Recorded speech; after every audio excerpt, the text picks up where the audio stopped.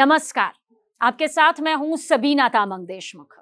महाकुंभ, जिस पर सबसे बड़ा प्लेटफॉर्म न्यूज़ 18 इंडिया की तरफ से खास महाकुंभ के दर्शकों के लिए आया है, ताकि आपके इस महासफर को ना बहुत सुगम बनाया जा सके और आप महाकुंभ इसे सिर्फ महज एक महामेले के तौर पर ना ले, बल्कि इसकी असली महत्ता, इसके पीछे का उद्देश्य और आखिर इस बार का महाकुंभ पहले के महाकुंभ से कैसे अलग है और इसकी क्या कुछ कथाएं हैं, क्या कुछ आज के दौर पर इसे समझना जीना जरूरी है। इस पर हमारे साथ बहुत खास मेहमान हैं, आप सभी जानते हैं, फिर भी परिचय करवा देती हूँ आपका। स्वामी दीपांकर जी हैं, आप संत हैं, आप समाज सुधारक हैं, आप बहुत बेहतरीन वक्ता हैं, हर मुद्दे पर बेबाकी से बोलते हैं। सवाल यही कि आगे चलेंगे, सिलसिले को आगे बढ़ाएंगे, लेकिन 12 सालों में क्या बहुत बड़ा अंतर, क्या ऐसा अंतर जो इस महाकुंभ को आज हर एक भारतीय को समझना चाहिए और पूरे विश्व को समझना चाहिए कि ये महाकुंभ महज महामेला नहीं। मैं समझता हूं कि इसे मेला कहना तो अनुचित होगा, उचित हो भी नहीं सकता। साल दर साल चलता रहे सो कुंभ, 6 साल में एक हो अर्धकुंभ, जब 12 में आए तब महाकुंभ, और जब महाकुंभ होता है तो उसकी छटा डिफरेंट, उसका परिवेश एकदम विपरीत होता है। जहां मैं समझता हूं कि देवता भी आने के लिए आतुर हों, मैं समझता हूं कि जहां हर सन्यासी, हर नागा, हर ओघड़, हर अघोरी आने के लिए लाचार समझे स्वयं को कि पहुंचना आवश्यक है, लाचारी काम नहीं आएगी, वो महाकुंभ हो जाता है। जहां सुबह में ओस की बूंदें अमृत की बूंदें हो जाती हैं, और जो अमृत की बूंद जब प्रयाग के जल पर पड़ती हैं और जब उसमें व्यक्ति स्नान करता है तो निसंदेह हर प्रकार के त्रैताप को छोड़कर आध्यात्मिक, सांस्कृतिक और मैं कहूं कि भीतरी उत्थान में सबसे बड़ा कदम रखता है।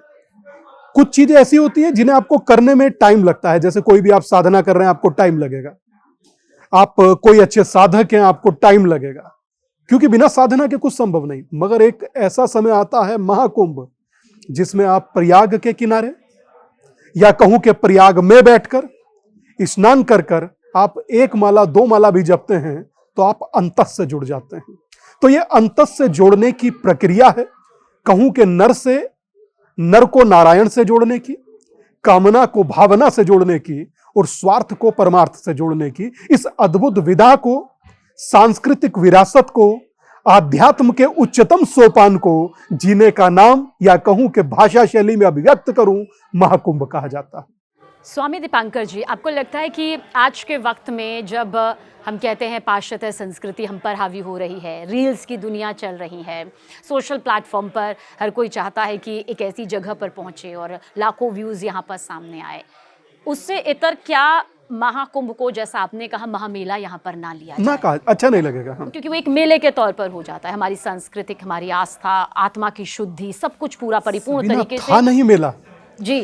कुंभ मेला बता दिया जाता है पिक्चरों के माध्यम से, चलचित्र गृह के माध्यम से, सिनेमा के माध्यम से। कहा जाता है कि सिनेमा समाज का आईना होता है और आईना मायने बदल कर रख देता है, तो कुंभ के मायने तो बदल कर रख दिए कि उसको मेला बता दिया।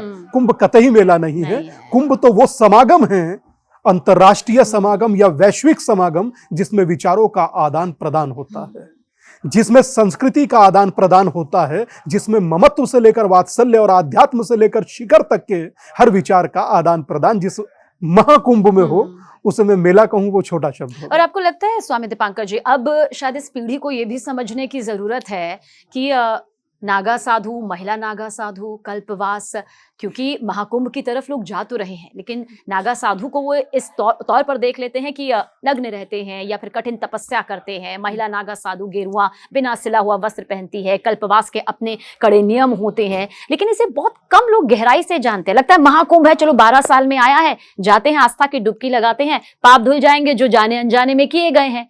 तो क्या सिर्फ ये सोचकर जाना कि हमारे पाप धुल जाएंगे, या फिर ये समझना कि महत्ता क्या है? मैं कहूंगा कि न्यूज़ 18 के कुंभ को आप देखिए, जो आप लोगों ने नया लॉन्च किया है चैनल, आप इस पर देखें और इस पर देखने के बाद फिर एक्चुअल अनुभव करें। और जब आप अनुभव करेंगे ना, आप तभी समझ पाएंगे।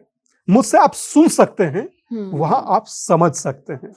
तो मुझे लगता है कि अनुभव के आगे हर चीज फीकी, पहली बात। दूसरी बात, जिसे हम नागा कहते हैं वो नागा नहीं होता, हमारी दृष्टि है। और रसलीन कहते थे कि जैसी दृष्टि वैसी सृष्टि। जिसका धरती बिछोना हो जाता है, जिसकी चहु दिशाएं वस्त्र हो जाते हैं, आसमान जिसका छत होता है, वो निवस्त्र कैसे हो सकता है? एक शब्द में न्यूड कह देते हैं, कैसे हो सकता है? और नागा कैसे हो सकता है? वो तो कठिन परिश्रम, तप, साधना से सदा हुआ एक साधक है, जिसको उसके अखाड़े ने, उसके आचार्य महामंडलेश्वर ने दीक्षित कर कर एक कार्य सौंपा है, जिस पर वो दृढ़ता से खड़ा हुआ है, टिका हुआ है। और आपको कुंभ में मात्र यही सब नहीं दिखेगा, आप इससे आगे भी देख पाएंगे उन दुर्लभ संतों को जो आते हैं और कुंभ के बाद ना जाने कहां चले जाते हैं। जो आते हैं, आपसे मिलते हैं, आपको देखते हैं, आप उन्हें देखते हैं, आप बहुत सारी चीजों को समझते हैं। बस इतना सा होता है, ये साधुशाही, अखाड़ा और कुछ सन्यासी होते हैं, वो एकदम मस्त और अक्खड़ होते हैं। आप उन्हें देखिए और समझिए। अब रोध उत्पन्न मत कीजिए, प्रश्न मत कीजिए, आप जिज्ञासा व्यक्त कीजिए, भाव व्यक्त कीजिए। वो सामने से बोलेंगे, वो बहुत दिव्य संत होते हैं। हम लोग जाकर के बोलना, बेसिक क्या है ना, जिंदगी रील में अटक कर रह गई, रियल से बहुत दूर हो गए। बहुत बड़ी बात। मैं समझता हूं कि आप रियल से जब मिलेंगे ना, तो उनसे उनका अनुभव लेकर आइए, उनसे उनका शुभाशीष लेकर आइए, और ऐसी ऊर्जा लेकर आइए जो लौटने के बाद आपकी रील भी अरबों में चले, तब मजा है। तब मजा है। हाँ, वरना आप यहाँ पे भी रील और वहां भी रील, और मैं समझता हूँ कि फिर वो रील की बहुत वैल्यू नहीं है। दीपांकर जी, कुछ और सवाल भी लोगों के, क्योंकि जैसे ही मालूम चला कि आप आने वाले हैं तो बहुत सारे सवाल मेरे पास आए। मैंने कहा जितने याद रहेंगे उतना तो मैं पूछूंगी ही पूछूंगी। एक सवाल, क्योंकि आप समाज सुधारक भी हैं, आपकी कई यात्राएं भी हैं, उनका जिक्र जरूर करेंगे, जिसने सनातन को, हिंदुत्व को मजबूत यहाँ पर किया है। लेकिन इस बीच कुछ ऐसे भी हमारे जानकार रहे, कुछ इसी ऑफिस में भी रहे, कुछ बाहर से भी रहे, जहाँ पर ये कहा गया कि ज़रूर पूछें आपसे सवाल, आप संत भी हैं। उन्होंने कहा मांसाहारी हैं लोग, शुद्ध शाकाहारी होते हैं, हम तो भाई शुद्ध मांसाहारी हैं, लेकिन महाकुंभ जाने का ज़रूर मन है। उस परमात्मा के लिए, उस ईश्वर के प्रति वही आस्था है, वही भक्ति है। तो क्या हम आस्था की डुबकी लगाएंगे तो क्या हमारी आस्था स्वीकार होगी, या फिर उसके लिए कुछ वक्त के लिए हमें छोड़ना पड़ेगा? क्यों नहीं, क्यों नहीं? ये मैं सभी ना किसी पर कोई व्यंग नहीं करना चाहता, मगर ऐसी भ्रांतियां व्हाट्सएप चैनल और यूट्यूब, या ये कहूं कि बाकी तमाम प्लेटफॉर्म या सोशल मीडिया एक ऐसी भ्रामक जानकारी बता देती है, जिसको लेकर के व्यक्ति के मन में भाव उत्पन्न होता है।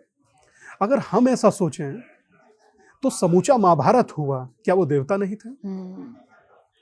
1.25 करोड़ से ज्यादा लोग उस समय अपनी देह को त्याग दिए, उसके बाद भी वो देवतुल्य रहे। क्या वो पवित्र या देवतुल्य या देवता नहीं थे? आपका मांसाहारी होना, आपका मांसाहारी ना होना, ये मैटर ही नहीं करता। आप उस भाव से जाइए ना जिस भाव से सुदामा जाता है, आप उस भाव से जाइए ना जिस भाव में आप उसे मानते हैं। किसी ने खड़े होकर के कहा मुझे कृष्ण से प्रेम है, तो पलट कर किसी ने उत्तर दिया कि कृष्ण ही प्रेम है। पलट कर जाइए तो सही ना, आप उसे जीजिए, वो जीने का वक्त है। छोड़ दीजिए आप क्या करते हैं क्या नहीं करते, मगर उस समय में आप उसे जी रहे हैं जिसे कहा जाता है ना, भांग धतूरा बेल का पत्ता तीनों लोग उसी की सत्ता, और जग में केवल वही टिका है जिसके भीतर शिवा है। बिल्कुल। और मुझे दीपांकर जी आपके इस बात से श्री राधा रानी का की वो पंक्तियां यहाँ पर याद आई हैं, क्योंकि बहुत पौराणिक कथाओं को पढ़ने का शौक है कि कृष्ण से पूछा क्या मैं हृदय में हूँ, तो कृष्ण ने कहा नहीं, तुम खुद ही हृदय हो मेरा। तो फिर हृदय ही मैं समझता हूँ ये वाकई अद्भुत पल है। किसी को नहीं रुकना चाहिए, कम से कम मांसाहार छोड़ दे और फला तिनका छोड़ दे। इस तरीके की गॉसिप चलती रहती है। ये कुछ अखबारों के पन्ने 3 नंबर और आजकल एक बहुत अलग ट्रेंड भी, प्रचलन भी बहुत चल गया है कि इतनी लौंग, इतनी काली मिर्च, फिर दूसरा कोई आता है सुबह ये जला दीजिए, यहाँ पर ये चढ़ा दीजिए। आपको लगता है ये सब हमारे हिंदुत्व को या जो आस्था के प्रति जिनका एक अलग लगाव है वो कंफ्यूज भी हो रहे हैं? सबको मानना, सबको देखना, और अब तो अब देखते हैं सोशल प्लेटफॉर्म पर ये कर देंगे तो ये हो जाएगा, ये कर देंगे तो ये हो जाएगा। क्या इतनी विधि विधान में लग जाते हैं कि फिर भगवान तक असली भाव नहीं पहुंच पाते? कुछ ऐसा आपको लगता है? मैं समझता हूँ कि जितनी भी लौंग इलायची है सब संभाल कर रखिए, सर्दी है चाय में डालिए। घुमाकर फेंकने की जरूरत नहीं है, लोगों को नसीब नहीं हो रही है, फर्स्ट।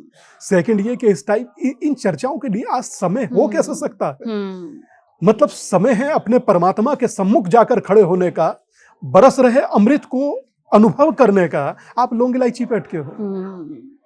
मैं समझता हूँ बहुत देर हो जाती है। वो कहते हैं ना कि और इसमें देखते देखते घंटों भी बीत जाते हैं, गिनते हुए, समझते हुए। एक सेंटेंस था बड़ा रोचक और बड़ा सटीक कि तू गठरी संभाल तेनू चोर नाल की, तू अपनी संभाल तेनू और नाल की। क्या कहते हैं लोग? छोड़ दीजिए, तुझे जाकर के इस अनुभव को जीना है, दैट्स इट। बाकी सब छोड़ दीजिए। और पुरानी कहावत है, little knowledge is a very dangerous thing.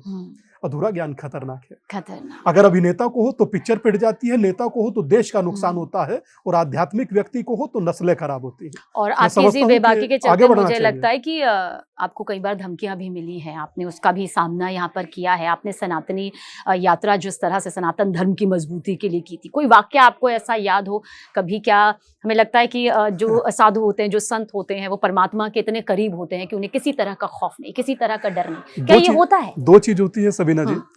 मैं उस बात को दोहराना तो नहीं चाहूंगा, क्योंकि कहूंगा तो फिर वो न्यूज बन जाएगा। मैं नहीं चाहता। निसंदेह चुनौतियां इतनी है जिसकी शायद कोई आम व्यक्ति नहीं झेल पाता। आप इससे समझ पाएंगे। इतनी चुनौतियां हैं, मतलब ये कहूं कि जब यात्रा आपकी इफेक्ट करने लगती है तो उसका प्रभाव और दुष्प्रभाव दोनों होता है। मैं दुष्प्रभाव का सामना कर रहा हूं, पर मैंने यात्रा रोकी नहीं। यात्रा को 755 दिन, यात्रा को 2 साल से ज्यादा हो गए। यात्रा ने 85 लाख से ज्यादा लोगों को एक होने का संकल्प दिलाया।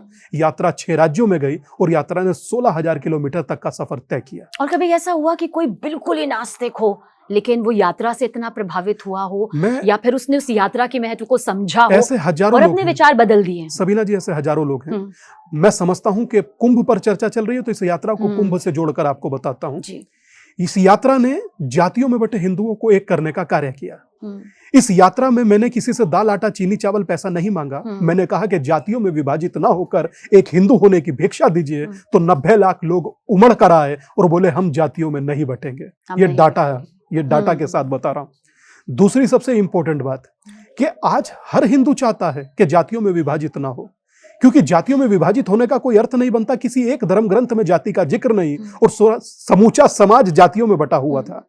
परंतु अब पुनः संभल रहा है, संगठित हो रहा है, एक हो रहा है। और मैं समझता हूं कि इस बार कुंभ में यह यक्ष प्रश्न के रूप में आपको हजारों सन्यासियों के विचार का एक उद्घोष होगा, जिसे आप सुन और समझ दोनों पाएंगे कि हिंदुओं को एक होना चाहिए, जातियों में विभाजित होना बंद।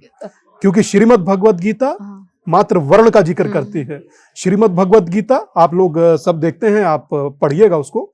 श्रीमद् भगवद गीता अध्याय नंबर 4 श्लोक नंबर 13 पन्ना नंबर 176 स्पष्ट कहता है, चातुर्वर्ण मया सृष्टम गुण कर्म विभाग्यशः। गुण और कर्म के आधार पर बांटा गया, जाति के आधार पर नहीं। और जिस देश में परमात्मा एक हो, महादेव एक हो, योगेश्वर एक हो, भगवती सती एक हो, उस देश में हिंदू बटा हुआ कैसे हो सकता है? तो महाकुंभ और हिंदुत्व क्या एक ही है? मैं समझता हूं कि हिंदुत्व का ही परिचायक होगा, या कहूं कि हिंदुत्व का वो महान विचार जो दुनिया को वसुदेव कुटुंबकम की भाषा का चरित्रार्थ करने का एक नया ज्ञान देता है, वही कुंभ है।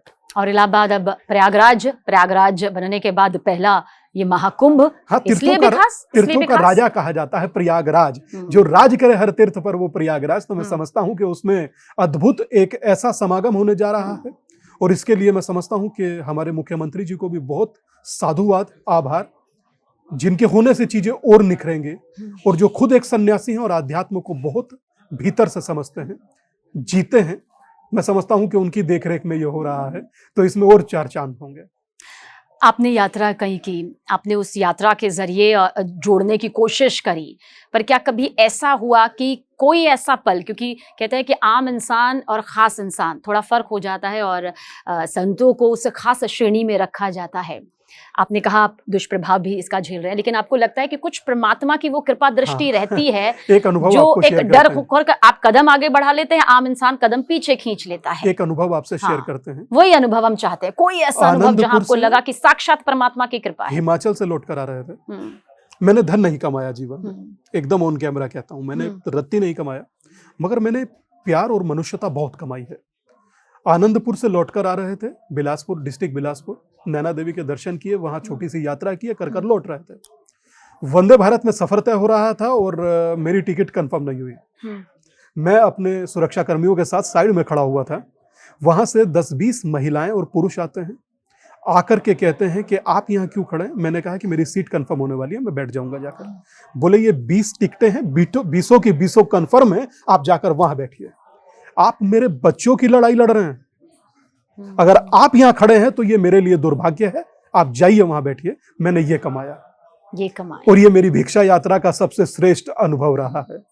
बहुत से लोगों को गले लगकर रोते हुए देखा, बहुत से लोगों को एक होते हुए देखा, और बहुत से लोग जो सोए हुए थे उन्हें जागते हुए देखा। मेरे लिए ये अद्भुत अनुभव है। आप सोचिए 90-85 लाख लोगों को जोड़ना और 30 लाख लोगों से फिजिकली मिल लेना कोई साधारण अनुभव नहीं होते सबीना जी। तो चुनौती है ये बड़ी चुनौती। अगर मैं महाकुंभ के ही परिपेक्ष्य में पूछूं, हम महाकुंभ में पूरे विश्व को, पूरी दुनिया को अपना दमखम बता नहीं रहे, हम बता रहे हैं कि यही हम हैं, यही भारत की संस्कृति, उसकी परंपरा का, उसका धार्मिक अनुष्ठान, उसका कौशल जीता है भारत उस 1 से 1.5 महीने में, और पूरा विश्व देखता है, पूरा विश्व डंके की चोट पर भारत की उस काबिलियत को यहाँ पर मानता है। आप सोचिए करोड़ों लोग जहाँ आते हों, वो एकदम सहजता से अपने अंतिम पड़ाव तक को प्राप्त करें, पहला। दूसरा, कुंभ एक साधारण कोई मेला मात्र नहीं है। कुंभ तो वो प्रयोगशाला है जिसमें से व्यक्ति तप कर बाहर निकलता है कि बाहरी दुनिया में या मटेरियलिस्टिक वर्ल्ड में अपनी लाइफ को स्टेबल भी कर पाए और सेटल भी कर पाए। जहां इधर से भी शोर, उधर से भी शोर, आमने सामने से शोर, जहां हर किसी की 50 बातें, 50 गॉसिप, जहां हर कदम कदम पर राजनीति, वहां अपने आप को स्टेबल आप कैसे रखेंगे? तो वो आपको मदद करेगा अध्यात्म, और अध्यात्म में 1 माह का आने वाला यह अद्भुत और दिव्य संयोग जिसे आप कुंभ और दुनिया महाकुंभ के नाम से जानती है। मैं समझता हूं कि कोई दमखम दिखाने जैसा नहीं, मगर इतना सा जरूर कहूंगा आपके प्लेटफॉर्म के माध्यम से, समस्त सन्यासियों को, मैं बहुत छोटा सन्यासी, एक दास हूं, आप सबसे प्रार्थना करता हूं कि अब वक्त है सनातन को संगठित करने का, सनातन को एक करने का। और संत रविदास के गुरु थे रामानुजाचार्य, वो कहते थे कि जाति पाति पूछे नहीं कोई, हरि को भजे सो हरि का होई। तो आज हरि का होने का वक्त है, एक होने का वक्त है और संगठित होने का वक्त है। तभी आप बोल पाएंगे संगठित सनातन, मजबूत भारत। यही कुंभ की पहचान है, यही कुंभ की पहचान है। पर आपको लगता है कि हम जिसे क्या ये हम बिखराव के तौर पर देख रहे हैं सनातन को? क्या हम एक बिखराव के तौर पर देख रहे हैं जो हम या फिर कुछ जो भटका हुआ एक वर्ग है, या वापस लाना चाहते हैं? नहीं, मैं समझता हूं कि जिन्हें डिवाइड कर दिया गया था कास्ट सिस्टम में, आप सोचिए कि एक कास्ट शब्द है, और गूगल पर देख रहे होंगे जितने भी दर्शक, उनसे भी कहूंगा कि आप इसको सर्च कीजिए कहां से लिया गया। आप सोचिए कि कास्ट शब्द भी पुर्तगीज भाषा का है, भारत का शब्द भी। अब सोचिए कास्ट शब्द हमारा नहीं और उसे समूचा राष्ट्र कंधों पर लिए डोले, तो ये तो नाइंसाफी होगी। तो मैं समझता हूं कि जाति पाति की करो विदाई, हिंदू हिंदू भाई भाई। अच्छा, थोड़ा महाकुंभ को लेकर कुछ और भी। महाकुंभ, हमने इसकी कई पौराणिक कथाएं सुनी हैं, हमने महाकुंभ को लेकर सबकी अपनी अपनी राय भी यहाँ पर देखी है। दान पुण्य का कितना महत्व है? क्योंकि सिर्फ पूजा पाठ करना या साधु संतों के आशीर्वाद लेना, जिसमें काफी सारे लोगों ने कहा ये जरूर पूछेगा यार ध्यान क्या करें, क्या राशि के हिसाब से करें, क्या करें। हालांकि हमने कहा कि स्वामी दीपांकर जी आ रहे हैं, मैं पूछ लूंगी उनसे ये सवाल, पर मुझे पता नहीं है। तो क्या कोई कुछ भी दान कर सकता है या वार के हिसाब से? बड़ा कंफ्यूजन। लेकिन उन्हें लगता है कि अगर आप बता देंगे तो वार इत्यादि ये शब्द तो बेईमानी हो जाएगा। आप कुंभ में हैं और आप सक्षम हैं, आप किसी की भी मदद करना चाहे कर दीजिए। सर्दी होगी कंबल दे दीजिए, खुशियां ही बांटनी है ना, किसी को कुछ भोजन करा दीजिए। हालांकि वहां मेला इतना होता है कि आपको हजारों लोग खुद ही भोजन करा रहे होंगे, तो आप चाहें तो किसी की मदद कर दीजिए। लेकिन अपने जेब को भी कुछ ढीला करना जरूरी है। नहीं, मैं समझता हूं कि एक सन्यासियों के लिए कहावत है कि भीख मांग कर भीख दो, सारी सृष्टि जीत लो।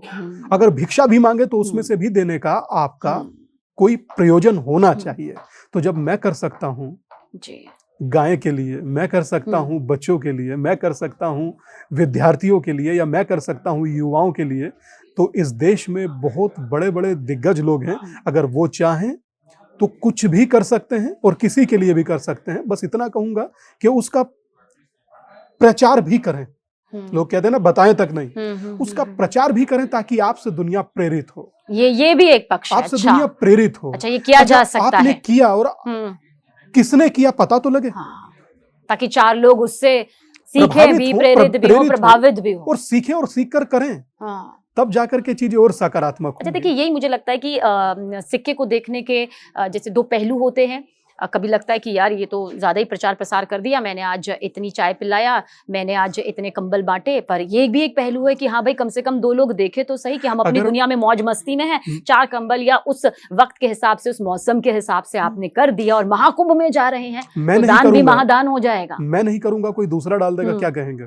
जी जी जी। तो आप ही क्यों ना बताएं कि आपके कार्य से परमात्मा ने शुभ कार्य कराया, आपके माध्यम से परमात्मा को ये चीज करानी थी, या परमात्मा ने शुभ के लिए आपको चुना?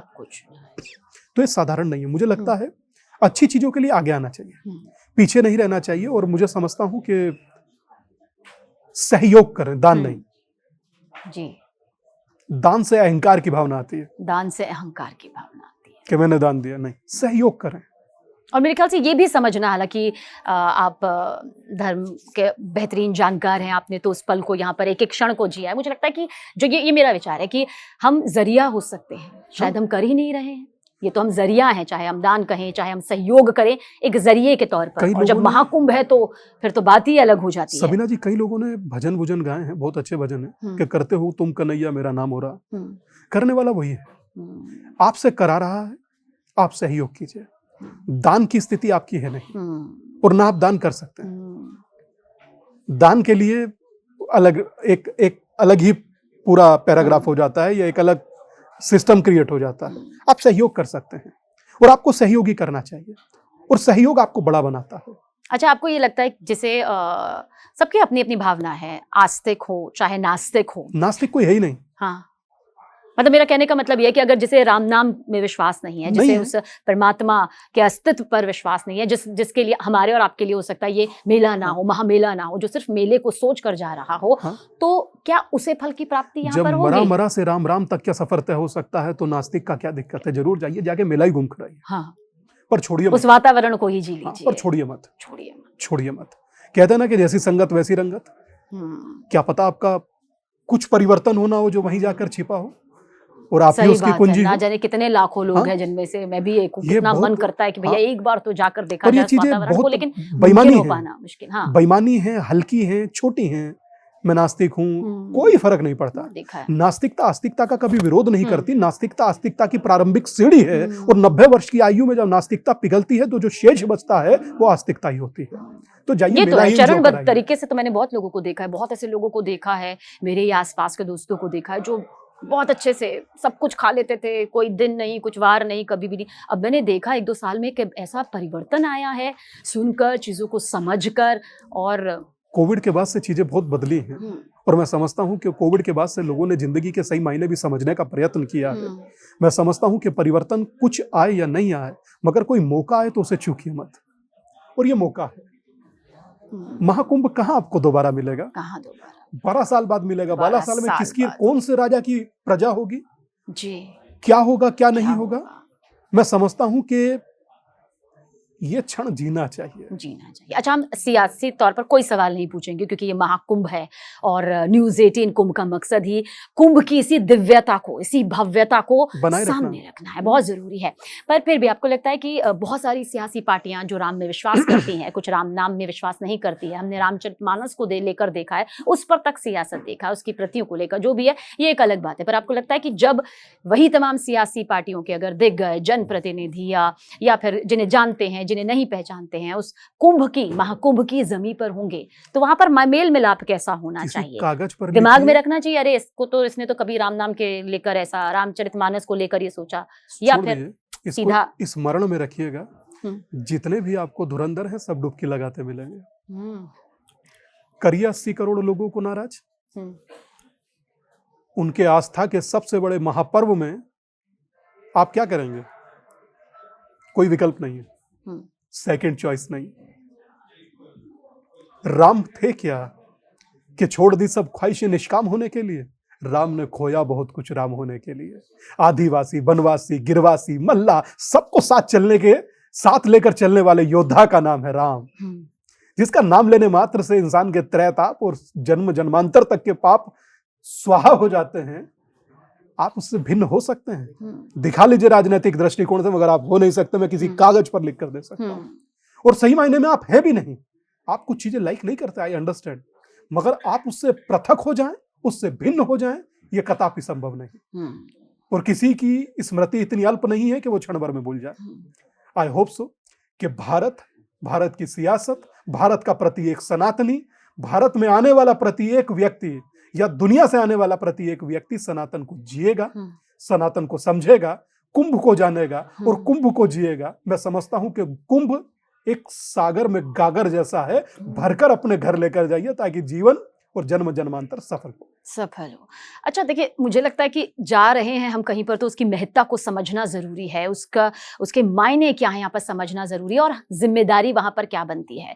नाम नहीं लूंगी, लेकिन ऐसे बहुत से धर्माचार्य हैं, बहुत गुरु हैं जो प्रवचन देते हैं, जिनसे तमाम तरह के सवाल भी यहाँ पर पूछे जाते हैं। आपको लगता है कि अब हम छोटी छोटी रील्स देखते हैं, छोटे छोटे वीडियो देखते हैं, वो जो जवाब दे रहे हैं, जो सवाल पूछ रहे हैं, उनके मीम्स बन रहे हैं, उनमें लाखों कमेंट आ रहे हैं, उन्हें एक मजाक के तौर पर लिया जा रहा है। तो ये कैसा एक प्रचलन चल पड़ा? एक धर्मात्मा वो बता रहा है क्या करना चाहिए, क्या नहीं करना चाहिए, एक सवाल जो भक्त के तौर पर पूछा जा रहा है उसका मजाक बन रहा है। ये भी लगता है कोई टारगेट सेट होता है, क्योंकि महाकुंभ है, जाहिर सी बात है, हर किसी के हाथ में कैमरा होगा, हर किसी के हाथ में एक रील होगी। मैं दो चीज कहूंगा। एक, लंबे समय से सबीना जी के कुंभ को कैसे हम लोग अद्भुतता प्रदान कर सकते हैं, हमारा फोकस सिर्फ यही होना चाहिए। कोई क्या कर रहा है, क्या नहीं कर रहा है, मैटर ही नहीं करता। इंपॉर्टेंट है भारत का सबसे बड़ा आध्यात्मिक सांस्कृतिक महोत्सव, और उसे जीने के लिए हम लोग, और मेरे सभी से आह्वान है जो न्यूज़ 18 कुंभ को देख रहे हैं, जाएं, जिएं, रील से रियल तक का सफर तय करें, तो मैं समझता हूं कि स्वयं से साधना तक का सफर तय होगा। तो रील से रियल तक का सफर तय करने का ये संदेश जो आपने दिया है, उम्मीद करते हैं कि पूरा देश इसे बहुत गौर से सुन रहा होगा। और एक शब्द था, मैं आपसे साझा कर उसको बंद करूंगा। हम लोग कुंभ में थे, पिछली बार की बात बता रहा हूं, तो एक सभी सन्यासी लोग बैठे थे मस्त एकदम, आधा आधा कप चाय हाथ में, तो किसी ने कहा कि कुछ धार्मिक सुनाओ, तो दिमाग में उधर से निकला, आपको साझा कर रहा हूं। मेरा भोला है भंडारी, करे नंदी की सवारी, शंभुनाथ रे, ओ शंकर नाथ रे, ओ गोरा भांग रगड़ के बोली, तेरे साथ है भूतों की टोली, मेरे नाथ रे, ओ शंकर नाथ रे। बस उसी के गुणगान और उसी के सोपान और उसी के, मैं समझता हूं कि निधान का महापर्व है महाकुंभ। बहुत बहुत शुक्रिया स्वामी दीपांकर जी, बहुत अच्छी चर्चा रही, और चर्चा से ज्यादा महाकुंभ को और गहराई से आपने हमारे सबसे बड़े मंच ने, जो सिर्फ और सिर्फ महाकुंभ को डेडिकेटेड है, पूरी तरह से न्यूज़ 18 कुंभ पर आने के लिए बताने के लिए। अनेक शुभकामनाएं आपको भी। धन्यवाद।